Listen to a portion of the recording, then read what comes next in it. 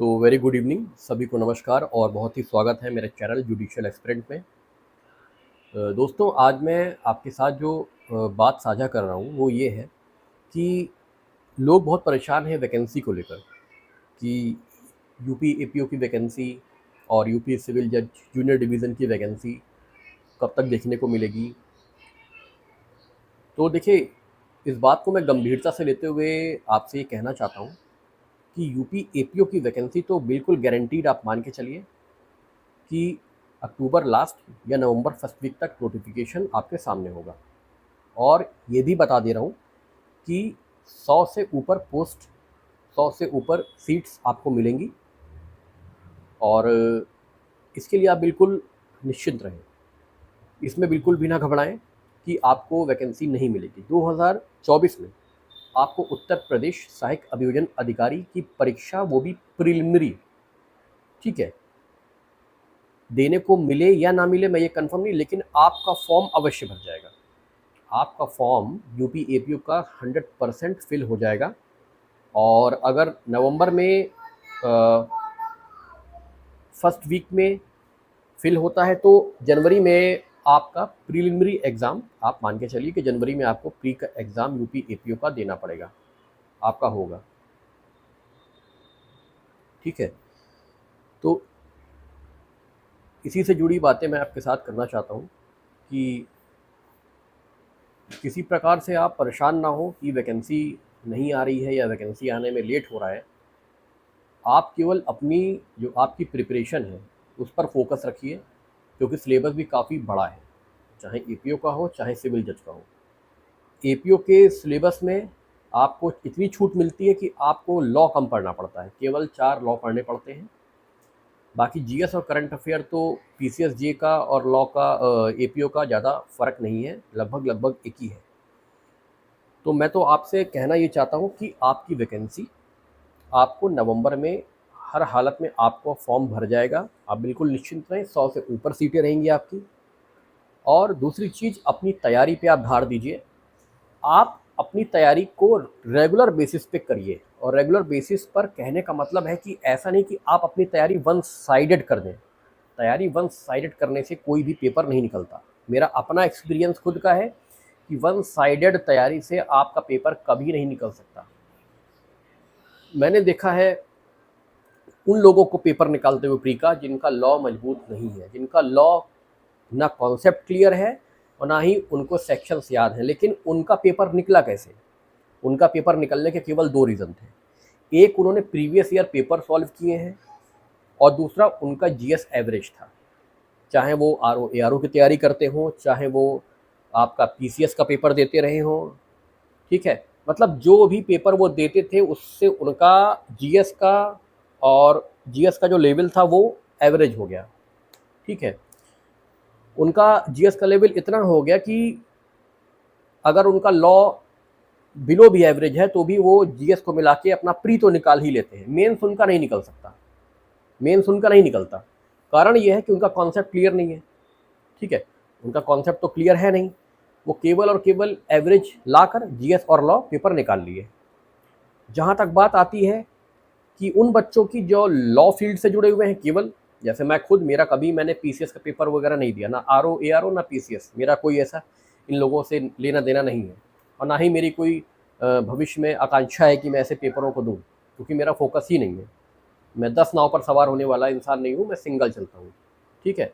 तो मेरा क्यों नहीं निकला? मेरा इसलिए पेपर नहीं निकला, जो 5 नंबर से मेरा एपीओ रुका वो इसी वजह से था कि मैंने जीएस पर उतना प्रेशर, उतना फोकस नहीं किया जितनी आवश्यकता थी जीएस को देने की, ठीक है।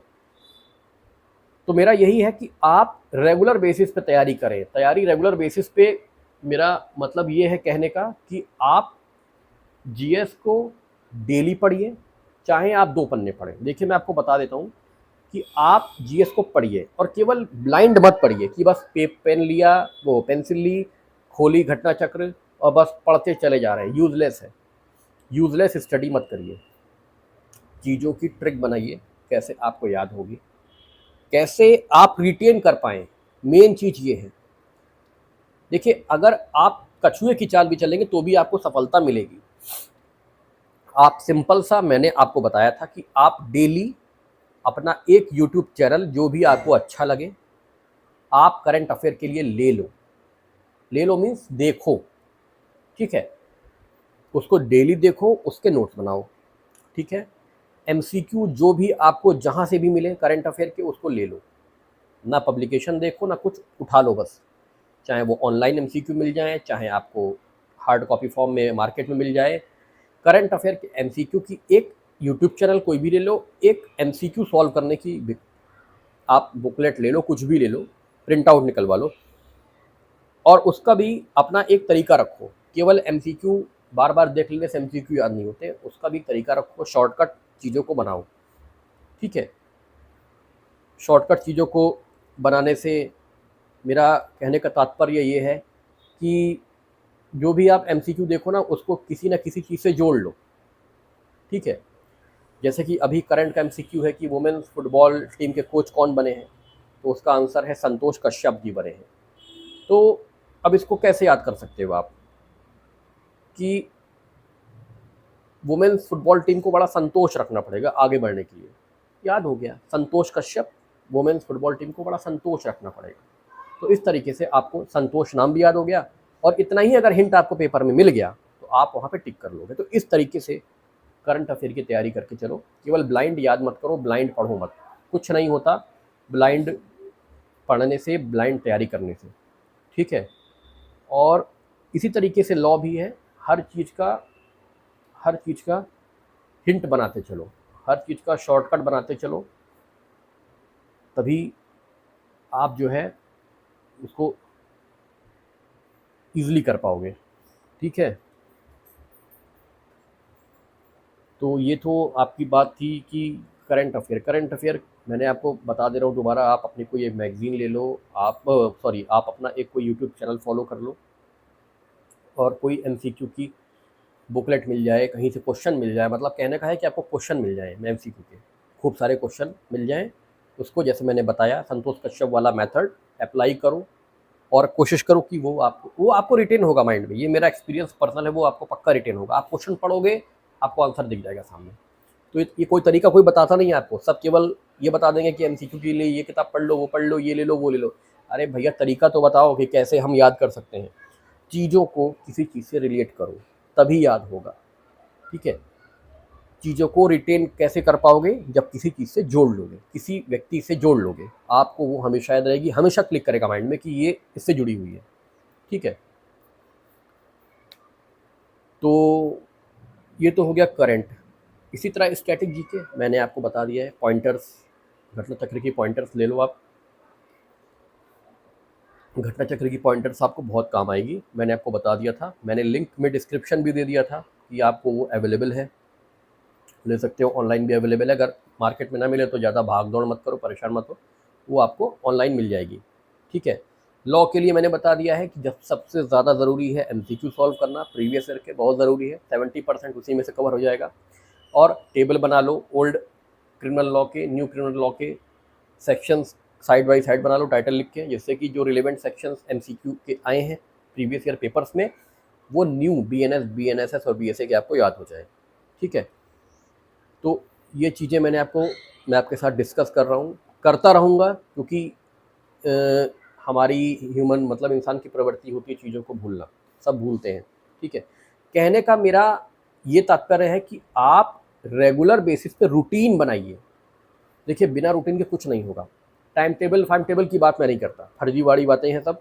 टाइम टेबल बना लो, 5 से 6 उठेंगे, 6 से 8 उठेंगे, कोई नहीं उठ पाता भाई, कोई नहीं उठ पाता। चीज़ें वो करो जो प्रैक्टिकल हो।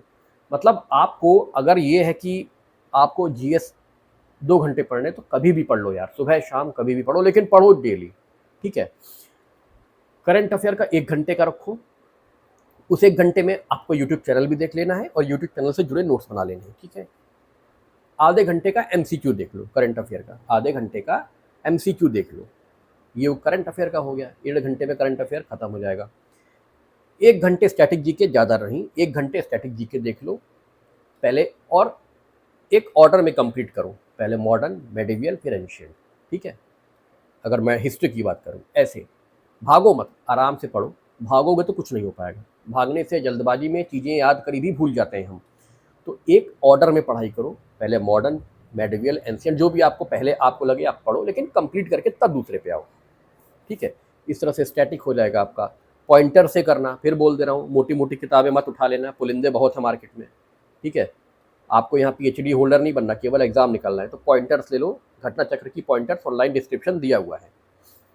लॉ की लोग पूछ रहे थे कि सर हिंदी, मतलब हिंदी मीडियम में भी कोई ऐसी बुक है जिसमें कि बीएनएस के सेक्शन दे दिए हों ओल्ड क्रिमिनल लॉ के साथ, तो हाँ है। अब सामर्थ अग्रवाल जी की है, वो देख सकते हो, और ये दृष्टि पब्लिकेशन भी निकाला है, उसमें भी दिया हुआ है। तो इन दोनों में से जो भी आपको अच्छी लगे आप ले लो, ठीक है। और विदाउट किसी भ्रम के, कब आएगी वैकेंसी में नया आएगा पुराना आएगा, इस चक्कर में मत फंसते हुए आपको देखना दोनों ही कानून है, आपको जानकारी दोनों की रखनी है, तो फिर एग्जाम गया भाड़ में, हमें तो जानकारी रखनी है दोनों की। तो आप टेबल वाइज बना के, एमसीक्यू बेस्ड टेबल बना के, ओल्ड क्रिमिनल लॉज के सेक्शन, न्यू क्रिमिनल लॉज के सेक्शन टेबुलर फॉर्म में बना के टाइटल लिखकर अपना तैयारी शुरू कर दो कानून की। और जो पुलिस एक्ट है उसका एमसीक्यू पहले खोल के देखो प्रीवियस ईयर के, कि उसके एमसीक्यू किधर से आते हैं, क्योंकि पूरा पढ़ना बेवकूफ़ी है। पुलिस रेगुलेशन 500 कुछ पैरा है, बेवकूफ़ी है पूरा पढ़ना, कोई ज़रूरत नहीं है पढ़ने की पूरे को, केवल पुराने सेक्शंस जो आए हैं, प्रीवियस ईयर सेक्शंस जो आए हैं उसी से टिक कर लो, किस चैप्टर में क्या आया है उससे जुड़ा हुआ, और उसी पर ज़्यादा फोकस करो। एक आध सेक्शन ऊपर नीचे ध्यान से देख लो, पूरा मत पढ़ना, बहुत ज़रूरी नहीं है पूरा पढ़ना पुलिस रेगुलेशन, ठीक है। पहले अपना हम टॉपिक ख़त्म करें, और उसके बाद आपका जीएस और करंट का मैंने बता ही दिया।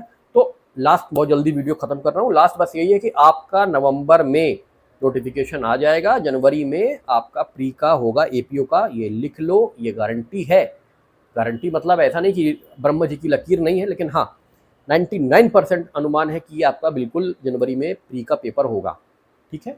और जे का पेपर बाद में होगा, पहले आप एपीओ तो यार क्वालिफाई कर लो, एपीओ ही बहुत बड़ी, ठीक है, रैंक 2 पोस्ट है, बहुत बड़ी पोस्ट है, ठीक है। एक गैजेटेड ऑफिसर बनोगे आप, बहुत बड़ी पोस्ट होती है। तो इसी बात के साथ मैं आप सभी को प्रणाम करता हूँ। मेरी बात अच्छी लगे तो कृपया मेरे चैनल को लाइक, सब्सक्राइब और शेयर करें। तब तक के लिए सभी मित्रों को नमस्कार।